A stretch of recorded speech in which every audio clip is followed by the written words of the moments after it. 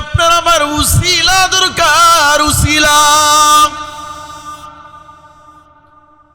যে উসিলা নিয়া মালিকের দরবারে দাঁড়াইতে পারি, যে উসিলা আল্লাহ তাআলার সামনে পেশ করতে পারি। কারি তৈয়ব সাহেব রহমাতুল্লাহি আলাইহি ঘটনা বর্ণনা করেন। এই যে আমি আপনি সুবহানাল্লাহ, আলহামদুলিল্লাহ, আল্লাহু আকবার বলি, কারি তৈয়ব সাহেব রহমাতুল্লাহি আলাইহি তার কিতাবের মধ্যে বর্ণনা করে, জলিলুল কদর পয়গম্বর হযরত ইউসুফ আলাইহিস সালাতু ওয়াস সালাম কিনানের অধিবাসী হযরত ইয়াকুব আলাইহিস সালাতু ওয়াস সালামের সন্তান। একজন দুইজন নয়, 12 জন সন্তান ছিলেন। এদের মধ্যে ইউসুফ পয়গম্বর অত্যন্ত সুন্দর। বলে কেমন সুন্দর? হাবিবে কিবরিয়া মুহাম্মাদুর রাসূলুল্লাহ সাল্লাল্লাহু আলাইহি ওয়াসাল্লাম বলে, আল্লাহ তাআলা তামাম দুনিয়ায় যত সৌন্দর্যতা সৃষ্টি করেছে, অর্ধেক সুন্দর দিয়া একজন মানুষ বানাইছে। এই অর্ধেক সৌন্দর্যতার মানুষটা হলেন হযরত ইউসুফ আলাইহিস সালাম। এই পয়গম্বর ইউসুফ আলাইহিস সালাতু ওয়াস সালামকে বাবা ইয়াকুব আলাইহিস সালাম অত্যন্ত আদর করতেন, মায়া মোহাব্বত করতেন। সব ভাই শত্রু হয়ে গেছে, আদর করার কারণে ভাইয়েরা শত্রু হয়ে গেছে। সকল ভাইয়েরা মিলিয়া কেনানের কূপের মধ্যে ফেলাইয়া দিছে। আল্লাহ তাআলা কেনানের কূপের মধ্য থেকে পয়গম্বর ইউসুফ আলাইহিস সালাতু ওয়াস সালামকে মিশরের ব্যবসায়ীদের হাতে উঠায় দিছে, যাদের মাধ্যমে আল্লাহ তাআলা পয়গম্বর ইউসুফকে মিশরের রাজত্ব দান করবে। ব্যবসায়ীরা কূপের থেকে উঠাইয়া মিশরের গোলামঘাটা বাজারে নিয়ে গেছে, রাজ দরবারে বিক্রি হয়ে গেছে। রাজ দরবারে লালিত পালিত হয়েছে।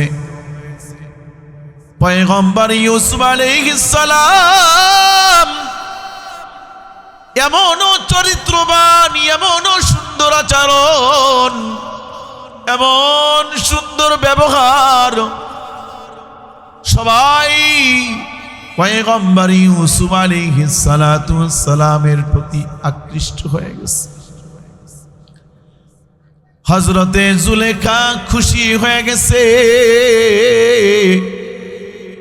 যিনি লালিত পালিত করেছেন। যুবক বয়সেই যাকে রাষ্ট্রীয় খাদ্যমন্ত্রীর দায়িত্ব দেওয়া হয়ে গেছে। পয়গম্বর ইউসুফ আলাইহিস সালাতু ওয়াস সালাম মিথ্যা অপবাদে জেলে চলে গেছে। জেলের ভিতর থেকে মিশরের খাদ্যমন্ত্রী হইয়া স্বপ্নের তাবির কইরা মিশরের খাদ্যমন্ত্রী হইয়া চলে আসছে। পয়গম্বর ইউসুফ আলাইহিস সালাম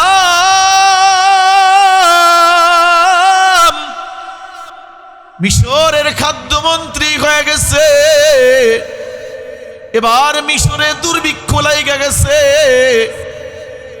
আজিজে মিশর পয়গম্বর ইউসুফ আলাইহিস সালামকে দায়িত্ব দিয়েছেন, ওগো ইউসুফ, একদিকে তুমি নবী, অন্যদিকে মিশরের বাদশাহ, অন্যদিকে মিশরের খাদ্যমন্ত্রী।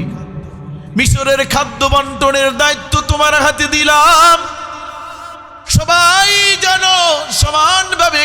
পায় সুন্দরভাবে তুমি বন্টন করবা। পয়গম্বর ইউসুফ আলাইহিস সালাতু ওয়াস সালাম খাদ্য বন্টন করবে, সিদ্ধান্ত গ্রহণ করল কাছের মানুষ যারা তাদেরকে একটা টিকিট দেওয়া হবে, এক টিকিটে এক সপ্তাহের খাবার দেওয়া হবে। দূরের থানার যারা আছে তাদেরকে এক টিকিটে 2 বার দেওয়া হবে মাসে। এমনও সিদ্ধান্ত পয়গম্বর ইউসুফ আলাইহিস সালাম নিয়েছেন। সবাই টিকিট দিয়া খাবার নেয়। একদিনের ঘটনা কারি তৈয়ব সাহেব রহমাতুল্লাহি আলাইহি তার কিতাবের মধ্যে ঘটনা বর্ণনা করেন। একদিন খাবার নেওয়ার জন্য এক যুবক লাইনে দাঁড়ায় গেছে, টিকিট দেখাইছে, খাবার দিয়ে দিছে। যুবক টিকিট নিয়ে চলে গেছে। এক টিকিটে একবার খাবার নেওয়া যায়। টিকিটের মেয়াদ শেষ হয়ে গেছে, কিন্তু যুবক এই মেয়াদ উৎকীর্ণ টিকিট নিয়ে আবার লাইনে দাঁড়ায় গেছে। ম্যানেজার যুবককে ডেকে বলে, রে যুবক, এক টিকিট দিয়া একবার খাবার নেওয়া যায়, তোমার টিকিটের মেয়াদ উৎকীর্ণ হয়ে গেছে, কেন তুমি দ্বিতীয়বার আবার দাঁড়াইলা? যুবক এবার যুক্তি দিয়া বলে, এজন্য আমি দাঁড়াইছি, আমাকে একটু খাদ্যমন্ত্রীর কাছে নিয়ে চলেন। এই জবাব আমি খাদ্যমন্ত্রীর কাছেই দিব। যুবককে পয়গম্বর ইউসুফ আলাইহিস সালামের কাছে নিয়ে গেছে। পয়গম্বর ইউসুফ বলে, যুবক, এক টিকিট দিয়া একবার খাবার নেওয়া যায়, তুমি তো একবার খাবার নিছো, দ্বিতীয়বার কেন তুমি দাঁড়াইছো? যুবক বলে, ওগো পয়গম্বর,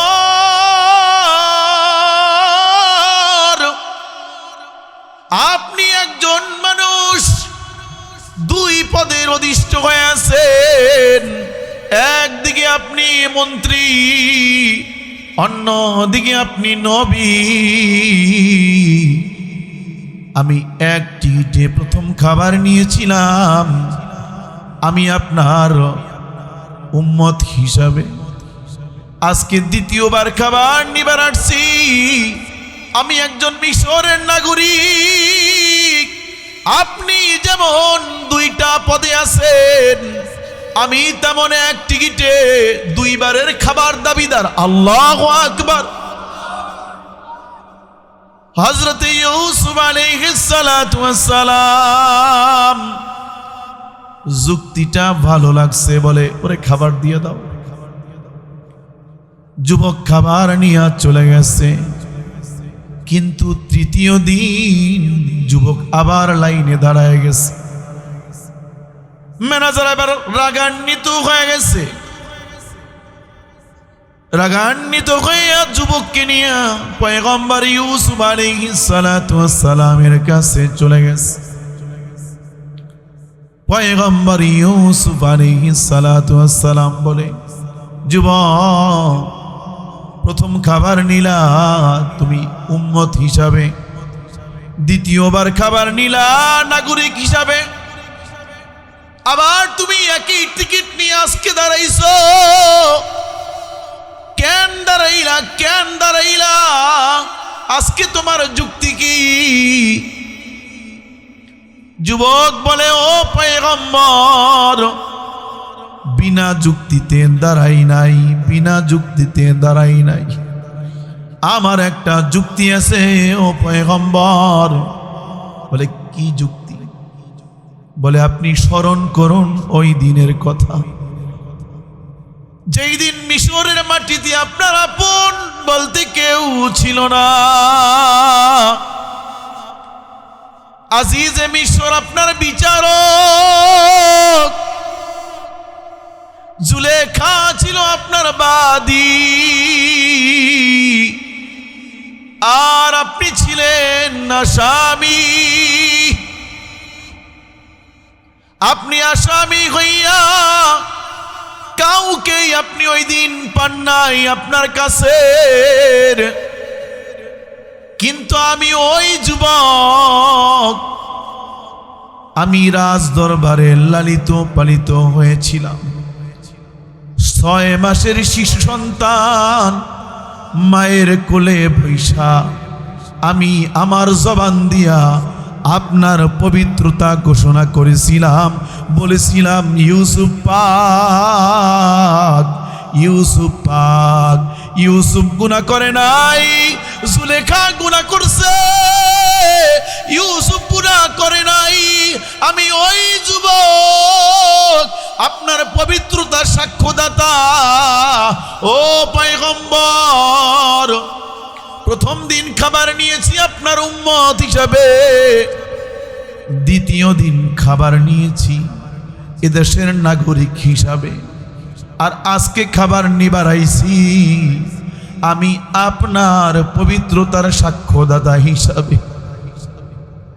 পয়গম্বর ইউসুফ আলাইহিস সালাতু ওয়াস সালাম চোখ দিয়া দরদর দরদর করিয়া পানি বাইর হয়ে গেছে। যুবক রে বুকের মধ্যে নিয়ে বলে, রে যুবক, তুই নি ওই যুবক, তুই নি ওই যুবক আমার পবিত্রতার সাক্ষ্য দিয়েছিলি। যুবক রে,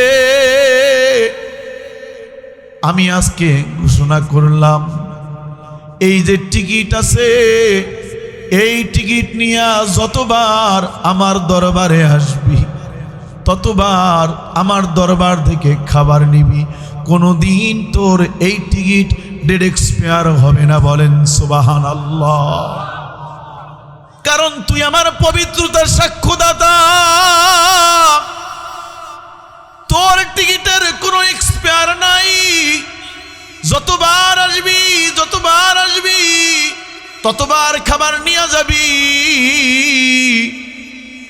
কারি তৈয়ব সাহেব রহমাতুল্লাহি আলাইহি ঘটনা বর্ণনা করে বলেন, ইউসুফ পয়গম্বর একজন আল্লাহর বান্দা। এই আল্লাহর বান্দার দিলে যদি এত মায়া, এত মমতা হয়, যে আল্লাহ তাআলা ইউসুফকে বানাইছে, যে আল্লাহ তাআলা আসমান বানাইছে, যেই মালিক জমিন বানাইছে, যেই মালিক গোটা মানব জাতি বানাইছে, যেই আল্লাহ আপনাকে আমাকে বানাইছে, ওই মালিকের দিলে কতটা মায়া। যদি কোনো মানুষ কোনো মজমায় বৈশা দিলের থেকে বলে সুবহানাল্লাহ, সুবহানাল্লাহ, সুবহানাল্লাহ, অন্তরের অন্তঃস্থল থেকে যদি কোনো বান্দা আল্লাহ তাআলার পবিত্রতা ঘোষণা করে, আল্লাহ তাআলা ফেরেশতাদেরকে সাক্ষী রেখে বলে, ও ফেরেশতারা তোরা সাক্ষী হয়ে যা, আমার গুনাহগার বান্দা আমার পবিত্রতা ঘোষণা করছে, আমি আমার বান্দার গুনাহগুলোকে মাফ কইরা আমি আমার বান্দাকে পবিত্র করে দিলাম। আর একটু জোরে বলেন সুবহানাল্লাহ, আর একটু জোরে বলেন সুবহানাল্লাহ। দিলের থেকে ডাক দিয়ে বলেন সুবহানাল্লাহ। আরো জোরে বলেন আলহামদুলিল্লাহ, আলহামদুলিল্লাহ। কার কাছে গিয়া দাঁড়াইব? তোমার দরজা ছাড়া আর কোনো দরজা নাই, তোমার ক্ষমা ছাড়া আর কোনো ক্ষমা নাই। আল্লাহ দিনে গুনাহ করছি, রাত্রে গুনাহ করছি, প্রকাশ্যে গুনাহ করছি, অপ্রকাশ্যে গুনাহ করছি, আমার নফসের তাড়নায় গুনাহ করছি। যদি আপনি এখন বলতে পারেন রব্বানা যালামনা আনফুসানা, রব্বানা যালামনা আনফুসানা ওয়া ইল্লাম তাগফির লানা ওয়া তারহামনা লানাকুনান্না মিনাল খাসিরিন।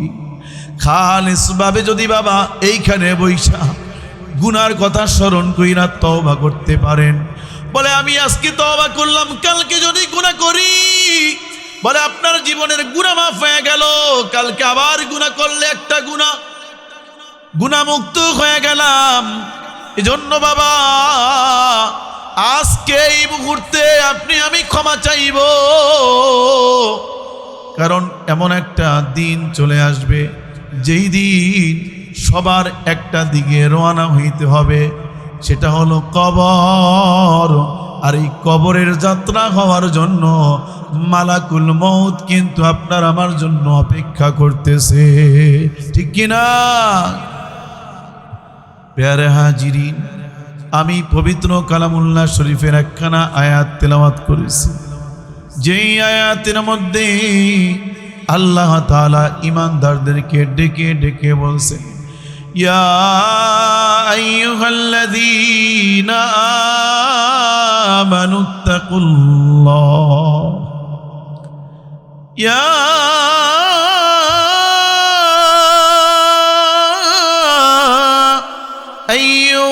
আইয়ুহাল্লাযীনা আমানুত্তাকুল্লাহ হাক্কা তুকাতিহি ওয়ালা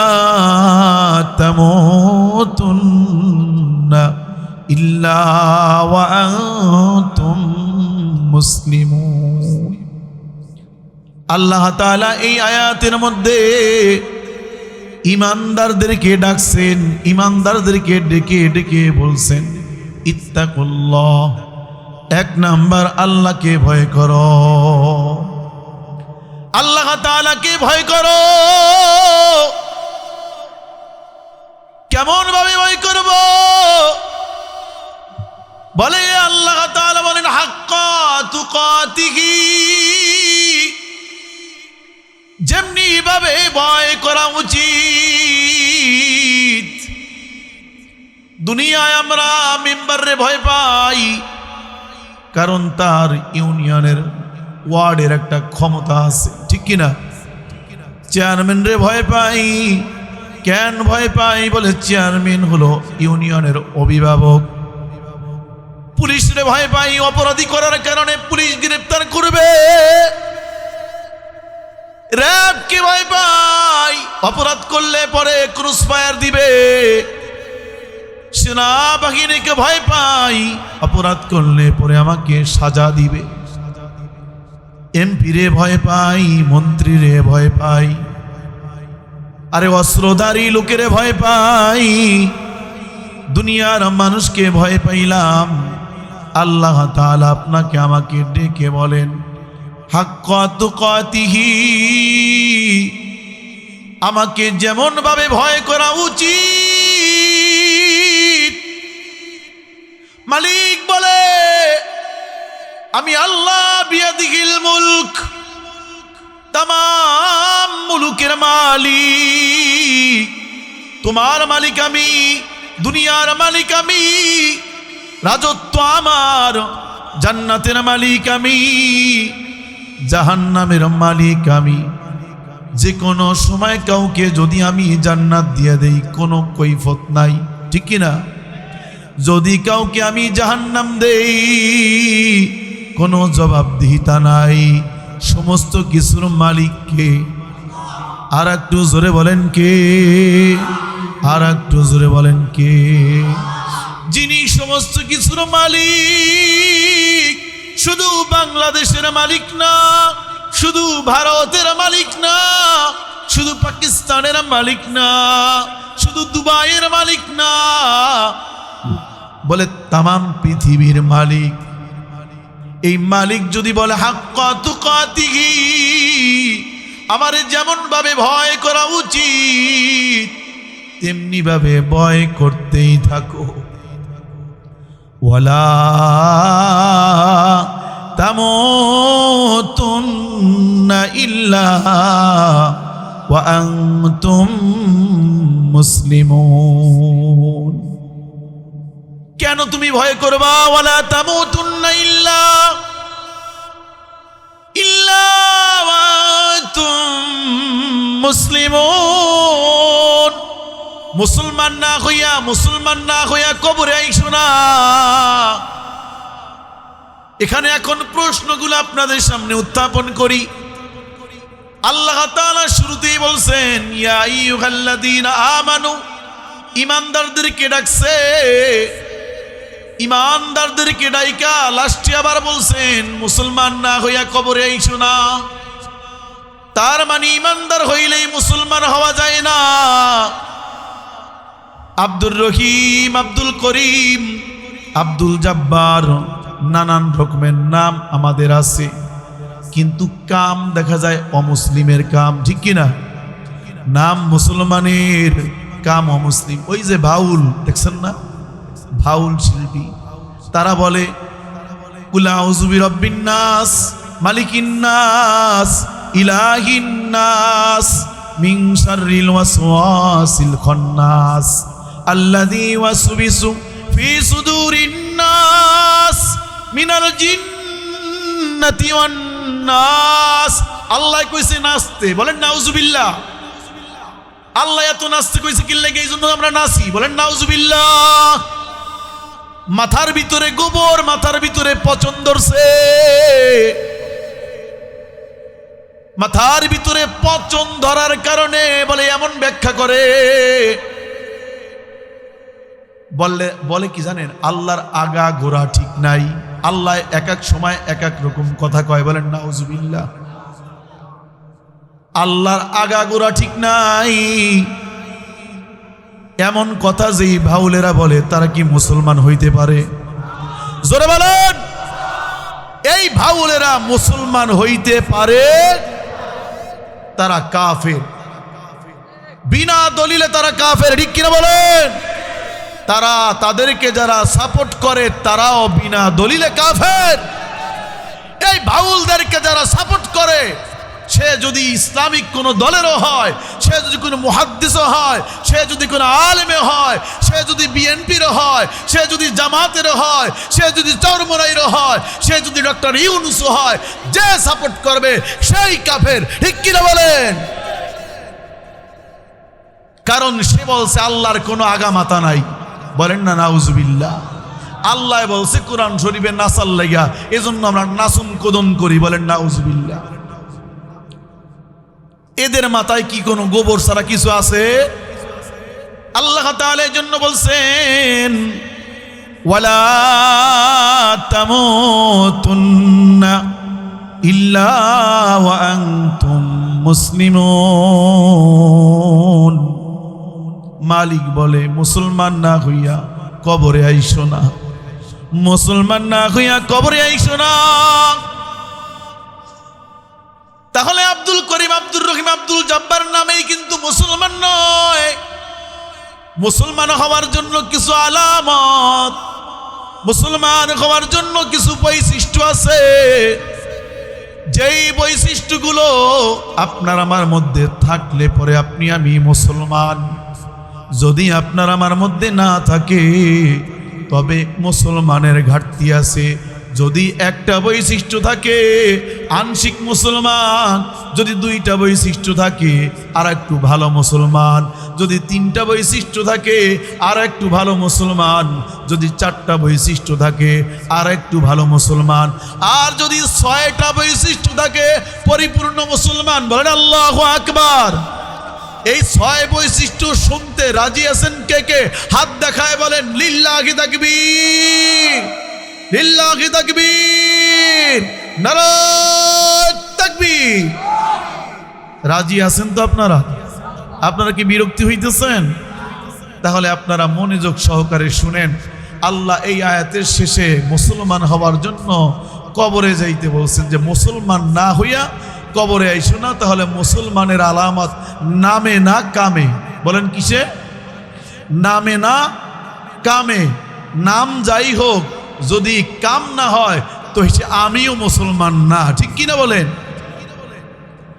আল্লাহ তাআলা এই আয়াতের শেষে বলছেন মুসলিমুন।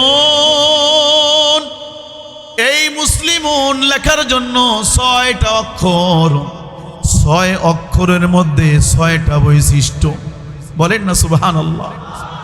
6 অক্ষরের মধ্যে 6টা বৈশিষ্ট্য। 6 বৈশিষ্ট্যের 1 নাম্বার হলো মিম।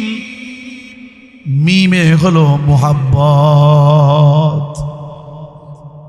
মিমে হলো মুহাব্বত।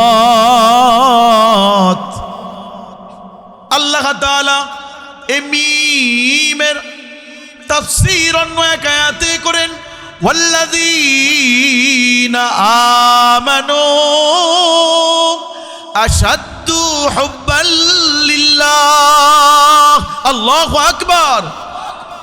মালিক বলে ঈমানদারেরা, तमाम দুনিয়াকে আমি মুহাব্বতের বৈশিষ্ট্য দিয়া সৃষ্টি করছি। মুহাব্বত দিয়া तमाम দুনিয়া আমি সৃষ্টি করছি, যার কারণে তোমরা তোমাদের ক্ষুদ্র চোখ দিয়া দেখবা একটা মুরগির বাচ্চাগুলোকে কোলের ভিতর নিয়া তারপরে চলে। ঠিক কিনা? মা বাচ্চাগুলো ছাড়ে না। কর্মক্ষম না হওয়া পর্যন্ত মুরগির বাচ্চাগুলো তার কোলের মধ্যে রাখে। মাছ তার বাচ্চাগুলোকে কাছে কাছে রাখে। কর্মক্ষম না হওয়া পর্যন্ত মাছগুলো তার বাচ্চাকে ছাড়ে না। আল্লাহ তাআলা বলেন, तमाम দুনিয়াকে আমি মুহাব্বতের ফাউন্ডেশন দিয়ে সৃষ্টি করছি। এই মুহাব্বত হইল 2 প্রকার। একটা মুহাব্বতের নাম হইল মুহাব্বতে তবিঈ, আর একটা মুহাব্বতের নাম হইল মুহাব্বতে আকলি। মুহাব্বতে তবিঈ বলা হয় তবিয়তগত মুহাব্বত। যেমন একজন সন্তান তার মাকে ভালোবাসে। মা যদি অন্ধ হয় তারপরে সন্তান মাকে ভালোবাসে। বাবার যদি 2 হাত নাও থাকে তারপরেও সন্তান বাবাকে ভালোবাসে। সন্তানের যদি 2 চোখ নাও থাকে মা বাবা সন্তানকে ভালোবাসে। রক্তকে ভালোবাসে। ভাই যদি ল্যাংড়াও হয় তাহলে ভাই ভাইকে ভালোবাসে। এটার নাম হলো তবিয়তগত ভালোবাসা। এটার নাম হইল মুহাব্বতে তবিঈ। এই ভালোবাসার জন্য কোনো বিবেচনার দরকার নাই। ঠিক কিনা বলেন? তবিয়তগত ভালোবাসা। মা সন্তানকে ভালোবাসবে, সন্তান মাকে ভালোবাসবে, ভাই ভাইকে ভালোবাসবে, স্বামী স্ত্রীকে ভালোবাসবে, স্ত্রী স্বামীকে ভালোবাসবে। এটা নিজামগত ভালোবাসা। বলে আরেকটা ভালোবাসার নাম হতো মুহাব্বতে আকলি। আকলের বিবেচনায় মুহাব্বত।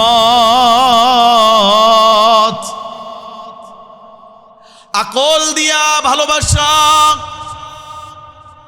এই আকলের বিবেচনায় মুহাব্বত 3 প্রকার। 1 নম্বরে মুহাব্বতে জামাল, মুহাব্বতে কামাল, মুহাব্বতে নওয়াল। এই 3 প্রকার ভালোবাসা হলো মুহাব্বতে আকলি। আকলের বিবেচনায়, জ্ঞানের বিবেচনায় মানুষকে ভালোবাসে। জ্ঞানের বিবেচনায় একজন আর একজনকে ভালোবাসে। বলে 1 নাম্বার হলো মুহাব্বতে জামাল, সৌন্দর্যতার কারণে ভালোবাসে। বলে ব্যাখ্যা হলো কেমন?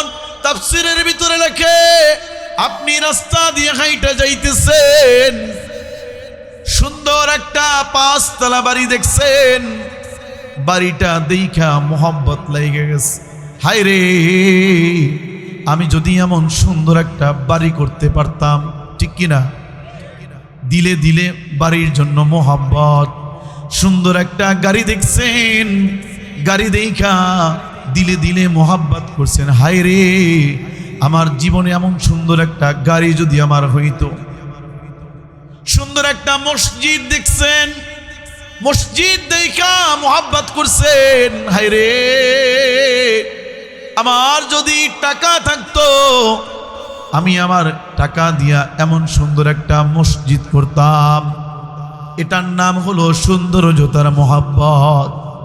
একটা নারী দেখছেন, সুন্দর একটা নারী দেখছেন, তো সুন্দর নারী দেখা চোখের পলকে মোহাব্বত কইরা ফেলাইছেন। হায় রে, এমন একটা নারী যদি আমার বিবি হইতো, অথবা এমন একটা মেয়ে যদি আমার ছেলের বউ হইতো,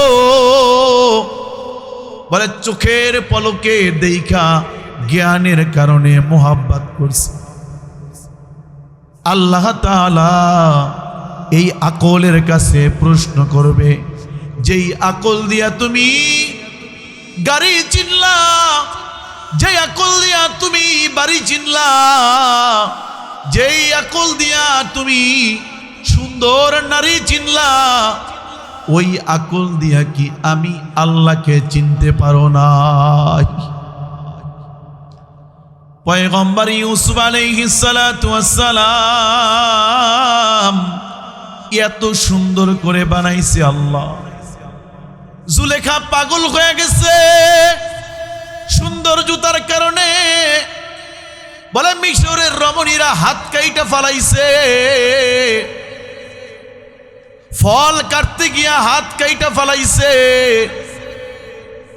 এমন পাগল হইছে জুলেখা, রাস্তায় রাস্তায় ঘুরছে।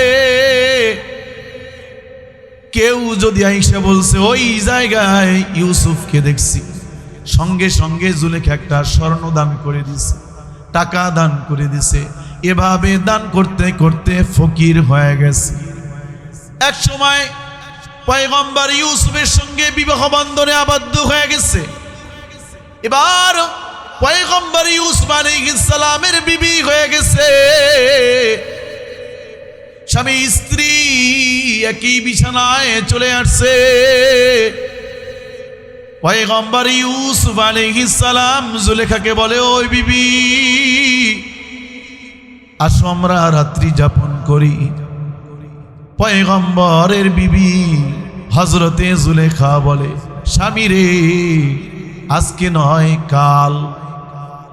পরের দিন আবার ইউসুফ যায়, বিবি চলো চলো আমরা রাত্রি যাপন করি।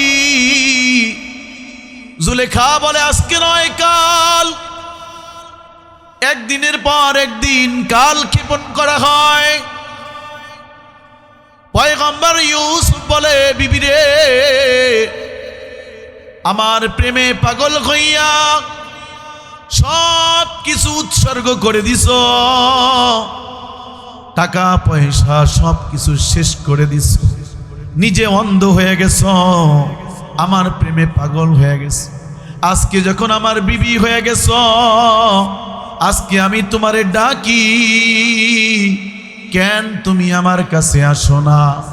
কেন তুমি বাহানা করো? আজকে নয় কাল, আজকে নয় কাল, আজকে নয় কাল। এভাবে করে একদিন দুই দিন নয় 40 দিন অতিবাহিত করছে। বলেন সুবহানাল্লাহ। এবার বিবি জুলেখা ভাবে, ও স্বামী,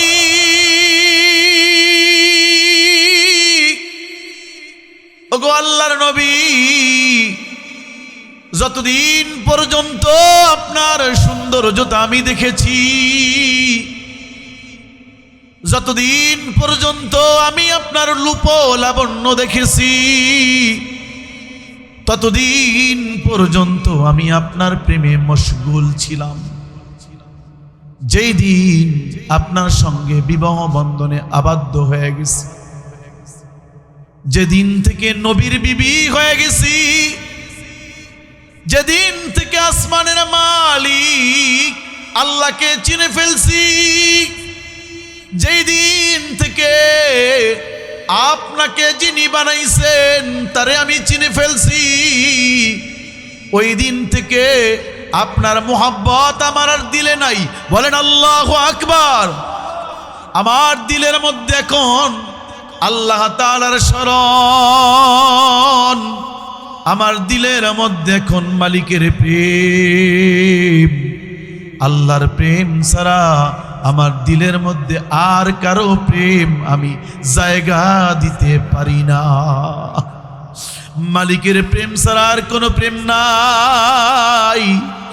কারণ যেই মালিক আপনাকে বানাইছে, যেই মালিক আমাকে বানাইছে, যেই মালিক এই মিশরের মানুষগুলো বানাইছে, যেই মালিক আসমানের চন্দ্রটা বানাইছে, ওই মালিক না জানি কত সুন্দর। আল্লাহু আকবার। ওই মালিক না জানি কত সুন্দর। আল্লাহর প্রেম আমার দিলের মধ্যে চলে আসছে। এজন্য এখন আমি আর আপনাকে ভালোবাসি না, আমি বাসি আল্লাহ তাআলাকে। এজন্য আকলের বিবেচনায় সৌন্দর্যতা চিনলেন, সুন্দর নারী চিনলেন, সুন্দর বাড়ি চিনলেন, সুন্দর গাড়ি চিনলেন, জামা কিনলেন, সুন্দর জামাটা কিনলেন, ঠিক কিনা? সুন্দর সুন্দর জিনিসটা কিনলেন, সুন্দর চিনলেন। কিয়ামতের দিন আল্লাহ তাআলা প্রশ্ন করবেন, এই আল্লাহর বান্দা, দুনিয়ায় সব সুন্দর চিনছস আকল দিয়া, কিন্তু আমি আল্লাহ তাআলা তোর কাছে কি সুন্দর কম হয়ে গেছি? আমি আল্লাহ তাআলা এত সুন্দর করে তোরে বানাইলাম, এত সুন্দর করে আসমান বানাইলাম, এত সুন্দর করে জমিন বানাইলাম, এত সুন্দর করে আমি সব কিছু সৃষ্টি করলাম, তাহলে আমাকে কেন চিনুস নাই? আমাকে কেন মস্তক অবনত করস নাই? আমাকে কেন আল্লাহ বলে ডাকুস নাই? আল্লাহু আকবার। কেন আমার ডাকুস নাই? কেন আমারে ভুইলা রইছস? এটা হলো মুহাব্বতে জামাল, আকলের বিবেচনায় মুহাব্বত।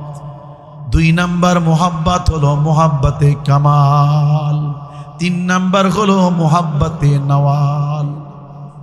দয়ার কারণে, দয়ার কারণে, সৌন্দর্যতার কারণে মুহাব্বত করে 1 নাম্বার। 2 নাম্বার দয়ার কারণে একজন আর একজনকে মুহাব্বত করে। যেমন তাফসীরের ভিতরে লেখে, একজন মানুষ আর একজন মানুষকে যদি একটু দয়া করে, একটু দয়া করে, তার প্রতি মুহাব্বত শুরু হয়ে যায়।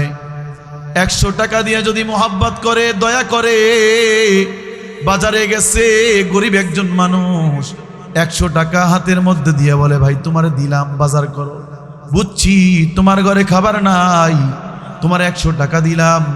বলে তার 100 টাকার দয়ার কারণে তার প্রতি মুহাব্বত শুরু হয়ে যায়, ঠিক কি না? তাফসীরের ভিতরে ঘটনা বর্ণনা করেন তাফসীর ইবনে কাসিরের ভিতরে, যে একজন লোক ছিল যে মানুষের গীবত করত, শিকায়াত করত, নানান রকমের গীবত করত। এরকম মানুষ এলাকায় আছে কি নাই বলেন? চায়ের দোকানে বইসা অনবরত মানুষের গীবত করে, কোনো খায়া লইয়া কাজ নাই, শুধু গীবত করে, আছে কি নাই বলেন? তো এমন একজন মানুষ, গীবতকারী এক লোক, সে অহেতুক ইমাম সাহেবের গীবত করতেছে। ইমাম সাহেব বাজারে যায়, খালি কথা কয়, নানান রকমের গীবত। কিন্তু হঠাৎ করে তার বাড়িতে মেহমান আসছে, তার ঘরে খাবার নাই। এখন সে দোকানে বসে বসে চিন্তা করতেছে, হায় রে, ঘরে মেহমান আসছে, খাবার নাই, কি করি এখন? চিন্তায় পড়ে গেছে।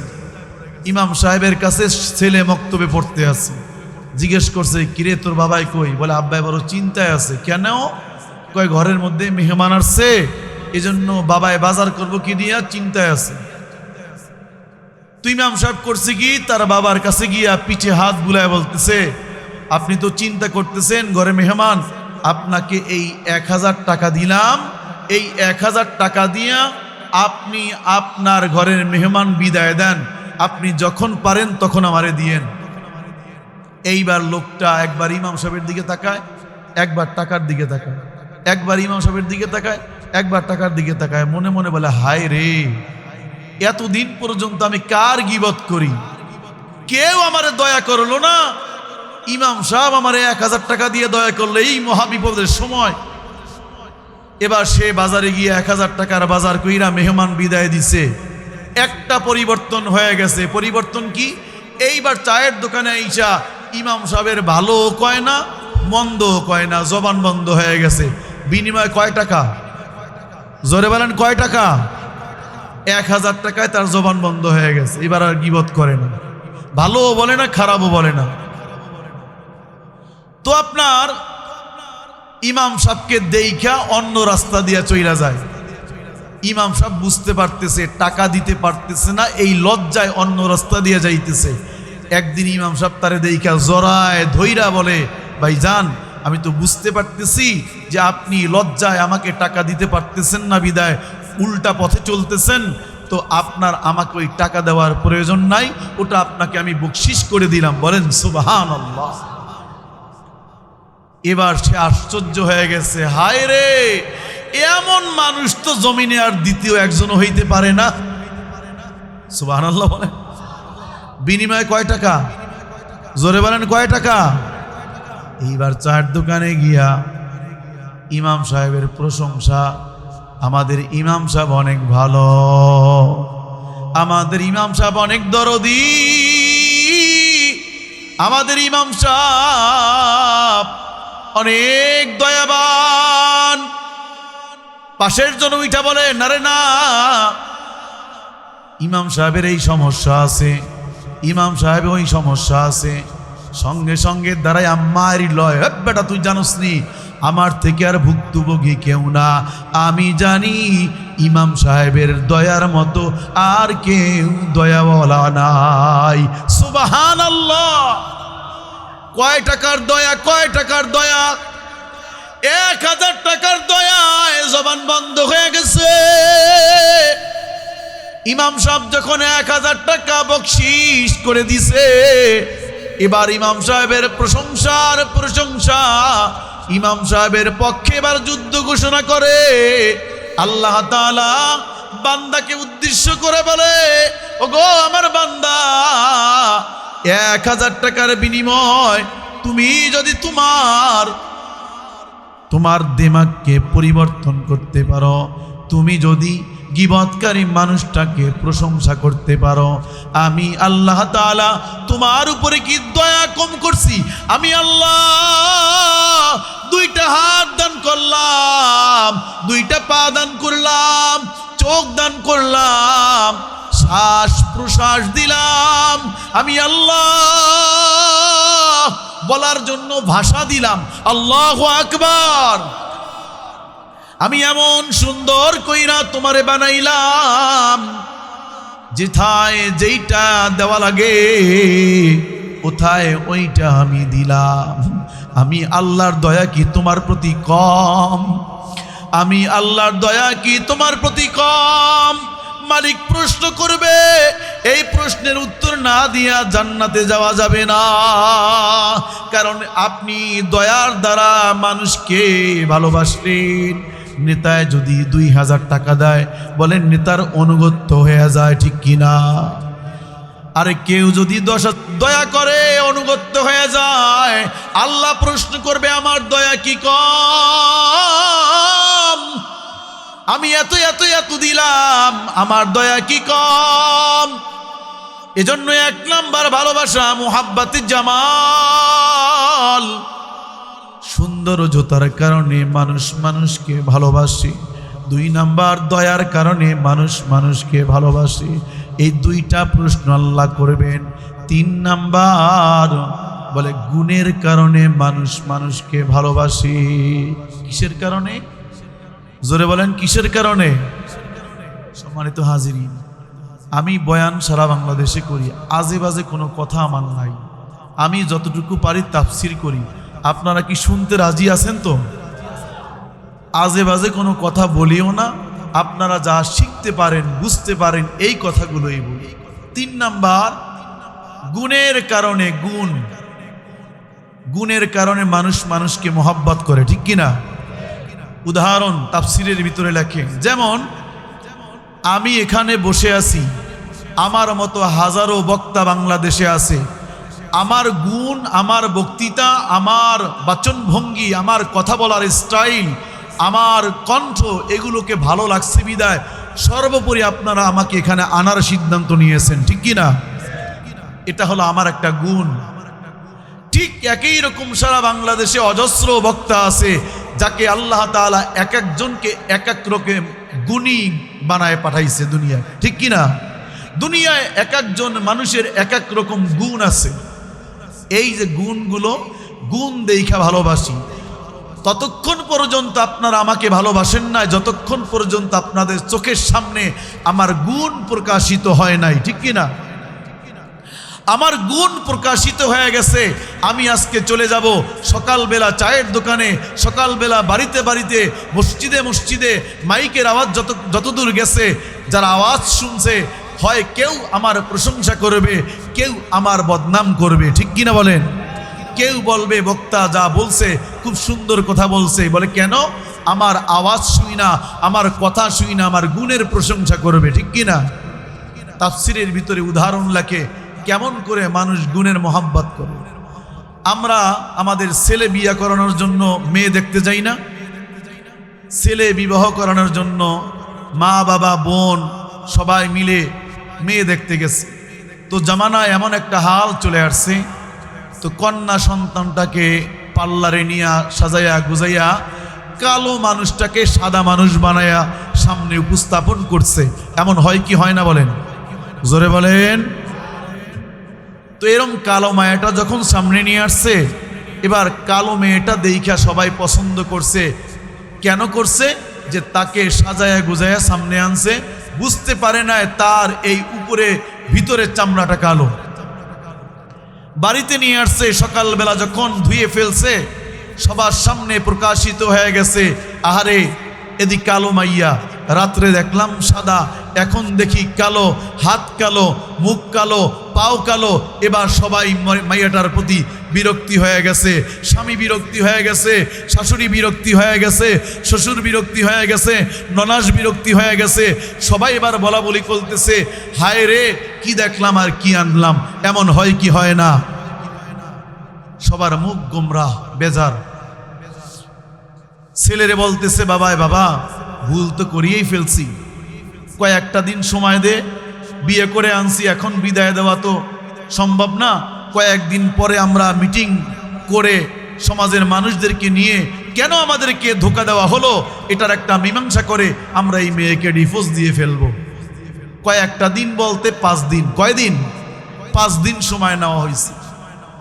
এই কালো মেয়েটা 5 দিন ঘরের ভিতরে থাইকা প্রথম দিন দ্বিতীয় দিন শ্বশুর শাশুড়ির এমনভাবে খেদমত শুরু করছে, তাদের শরীর, তাদের বিছানা, তাদের খাবার দাবার, ঔষধপাতি, তাদের সেবা যত্ন করা এমনভাবে শুরু করছে, বলে দিন একটা যাইবার আগেই শ্বশুর আর শাশুড়ি দুইজনে একজনে বলতেছে, শোনো মেয়েটা কালো হইলে কি হইব, তার কিন্তু অনেক গুণ আছে। একটু জোরে কন, আর একটু জোরে কন। আরে সুবহানাল্লাহ, যত বেশি বলবেন, ওই যে প্রথম বলছি, তত জীবনের উন্নতি। বলেন না? রাত্রি যখন পার হয়ে গেছে, ঘর গুছানো, স্বামীর সেবা করা, স্বামীর সাথে সুন্দর আচরণ করা, একদিন অতিবাহিত হয়ে যাওয়ার পরে এবার মা বাবা স্বামী 3 জন মুখোমুখি হয়ে বলতেছে, মাগো মেয়েটা কালো, তবে কালো হইলে কি আছে, মেয়েটার কিন্তু গুণ আছে। বলেন না সুবহানাল্লাহ। 2 দিন যখন চলে গেছে, এবার মা বাবা স্বামী এবং ননাস সবাই মিলে বলতেছে, মাগো মেয়েটা কালো হইতে পারে, তবে সত্যই এই কালো মেয়ের ভিতরে অনেক গুণ আল্লাহ দান করছে। বলেন না সুবহানাল্লাহ।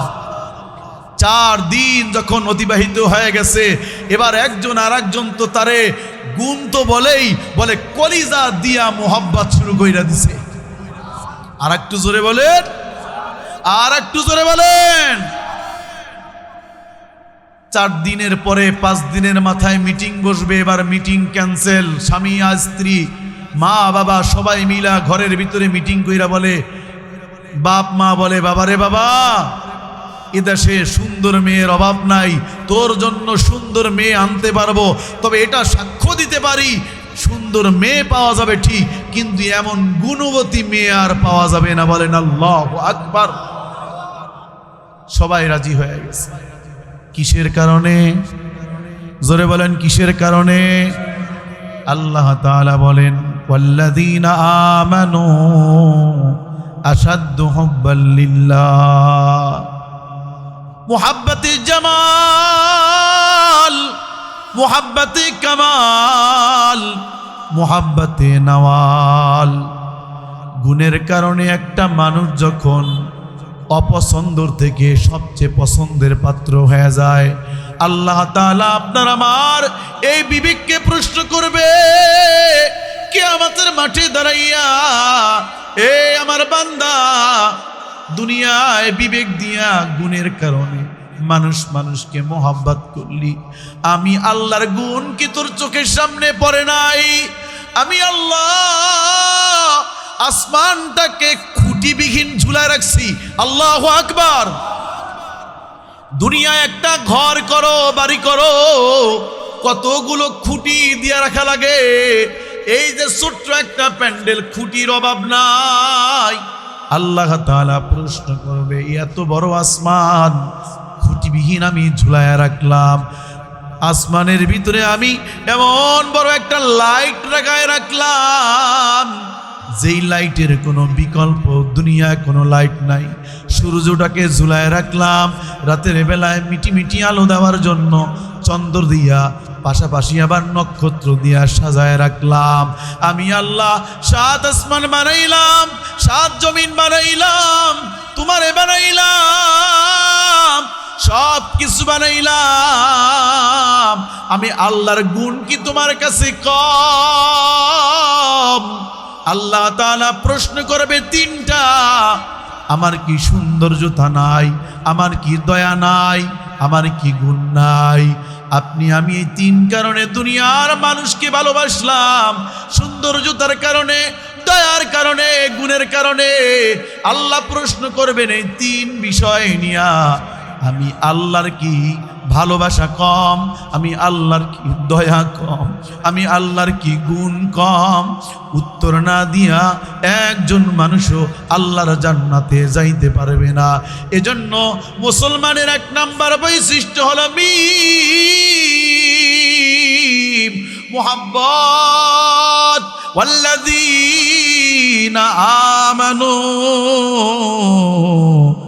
আশাদ্দু হুব্বাল লিল্লাহ। মুহাব্বত কাকে করতে হবে? জোরে বলেন, কারে? আল্লাহ বলে, সন্তানের থেকে বেশি, সম্পদের থেকে বেশি, নিজের থেকে বেশি, সব কিছুর থেকে বেশি মুহাব্বত করা লাগবে আমাকে। পারবো তো ইনশাআল্লাহ? পারবো ইনশাআল্লাহ? সত্য সত্য পারবো ইনশাআল্লাহ? ওয়াদা করছেন তো? সত্য সত্যই আল্লাহকে মুহাব্বত করতে হবে। 2 নাম্বার হলো সিন, মুসলিমুন। মিমের পরে সিন, মুস। সিন, সিন অর্থ হলো সালামত, সিন অর্থ হলো সাতার। সালামত মানে এক মুসলমান আর এক মুসলমানের ভাই দেখা হইলে এক মুসলমান আর এক মুসলমানকে শান্তির পয়গাম দেওয়া। যেমন এক মুসলমান দেখা হয়ে গেছে আর এক মুসলমানকে বলে আসসালামু আলাইকুম, ভাইরে আপনার উপরে আল্লাহর পক্ষ থেকে শান্তি বর্ষিত হোক। আল্লাহ তাআলা কোরআনে পাকে আয়াত নাজিল করেন, ওয়া ইবাদুর রহমান, ওয়া ইবাদুর রহমান ইয়ামশুন ইযা খাতাবাহুমুল জাহিলুনা ক্বালু সালামা। আল্লাহ বলেন তোমরা যদি গোলাম হইবার চাও, তোমরা যদি আল্লাহর পেয়ারা হইবার চাও, ইয়ামশুনা আলাল আরদি, এই জমিনের উপরে যখন চলবা, বলে মাথাটা নিচের দিকে দিয়া চলবা। জমিনের ভিতরে তাকাব্বুরি করা যাবে না। এই জমিনের মালিক কে? জোরে বলেন কে? এই জমিনে অহংকার করা যাবে না, তাকাব্বুরি করা যাবে না, এই জমিনে বড়াই করা যাবে না। ওয়াইবাদুর রহমানি ইয়ামশুনা আলাল আরদি হাওনা ওয়া ইযা খাতাবাহুমুল জাহিলুন। হ্যাঁ, একদল মানুষ অহংকারী করে, একদল মানুষ তাকাব্বুরি করে, একদল মানুষ মানুষকে হিংসা করে, একদল মানুষ হিংস্র হয়ে যায়। বলে কারা? আল্লাহ বলেন তারা হলো জাহেল, তারা হলো মূর্খ, তারা হলো সন্ত্রাস। বলছেন কে? জোরে বলেন, বলছেন কে? ক্বালু সালামা। আর যারা জমিনের ভিতরে আল্লাহর পেয়ারা বান্দা, তারা এক মুসলমান আর এক মুসলমান ভাইকে দেখলে সালাম বিনিময় করবে। জোরে জোরে বলেন সুবহানাল্লাহ। আল্লাহর রাসূল হাদিসের মধ্যে বলেন আল মুসলিমু আখুল মুসলিম, এক মুসলমান আর এক মুসলমানের ভাই। যদি কোনো মুসলমান কোনো মুসলমানের সঙ্গে একবার শুধু ভালো ব্যবহার করে, একবার শুধু ভালো ব্যবহার করে, বলে রাতভর তাহাজ্জুদ নামাজ পড়লে যে পরিমাণ সওয়াব হইতো। আবার হাদিসটা শোনেন, আল মুসলিম আকুল মুসলিম, এক মুসলমান আর এক মুসলমানের সঙ্গে যদি সুন্দর ব্যবহার করে, একবার, কয়বার? একবার যদি ভালো ব্যবহার করে, রাতভর তাহাজ্জুদ নামাজ পড়লে, নফল নামাজ পড়লে যে পরিমাণ সওয়াব আমল নামায় দেওয়া হতো, বলে একবার ভালো ব্যবহার করার কারণে আল্লাহ তার আমল নামায় ওই পরিমাণ সওয়াব দান করবে। বলেন সুবহানাল্লাহ। রাজি আছি তো ইনশাআল্লাহ? রাজি আছি ইনশাআল্লাহ? তাহলে আমরা মুসলমানের 2 নাম্বার সিমটম, এক মুসলমান আর এক মুসলমানের সঙ্গে সুন্দর ব্যবহার করা। আরে শত্রুরে দেখলেও সালাম দেওয়া পারবো ইনশাআল্লাহ। বিরক্তি হইতেছেন? বিরক্তি হেন না, আমি তাফসীর করি। 2 নাম্বার, এই 2 নাম্বারে সিনে সতর হইল পুরুষের যে পরিমাণ সতর আছে, পুরুষের যেই পরিমাণ পর্দা করা দরকার, এই পরিমাণ পুরুষ পর্দা করবে। নারীদের যে পরিমাণ পর্দা করা, ওই পরিমাণ নারীরা পর্দা করবে। পুরুষের সতর নাভির নিচ থেকে শুরু করে হাঁটুর নিচ পর্যন্ত, এটা পুরুষের সতর। কিন্তু নামাজের সময় আপনি শার্ট পরেন, প্যান্ট পরেন, টাকনুর নিচে যাওয়া যাবে না। শার্ট পরেন, কোনো সমস্যা নাই, কিন্তু সুন্নত হইল টুপি পরা, সুন্নত হইল পাঞ্জাবি পরা, সুন্নত হইল টাকনুর উপরে লুঙ্গি পরা, পায়জামা পরা, ঠিক কিনা? পোশাকে কোনো সমস্যা নাই। আপনি শার্ট পরতে পারেন, গেঞ্জি পরতে পারেন, ফতুয়া পরতে পারেন, পরে তবে হারাম করতে পারবেন না, টাকনুর নিচে নিতে পারবেন না, সতর ঢাকতে হবে। এটা পুরুষের জন্য, ঠিক কি না? মহিলাদের জন্য সতর হইল, বলে মাথার চুল থেকে শুরু করে পায়ের গোলারি পর্যন্ত মহিলাদের সতর। যখন রাস্তায় বের হবে পুরা শরীরটাকে আবৃত কইরা রাস্তায় বের হবে।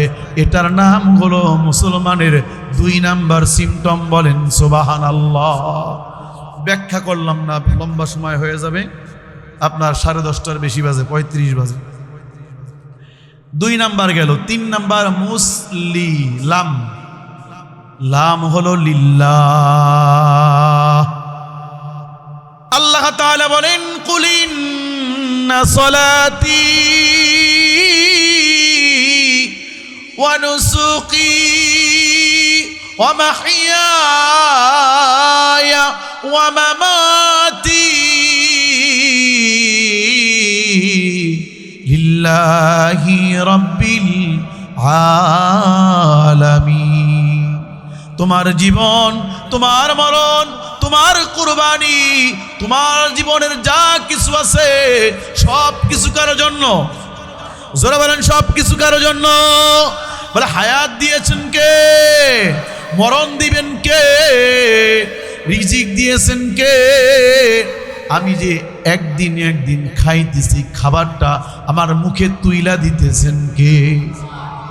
আল্লাহ তাআলা এজন্য কোরআনে বলেন কুলিন্না সালাতি, তোমার নামাজ, তোমার রোজা, তোমার যাকাত, তোমার হজ, তোমার কুরবানি, তোমার জিন্দেগি সব কিছু আমার জন্য।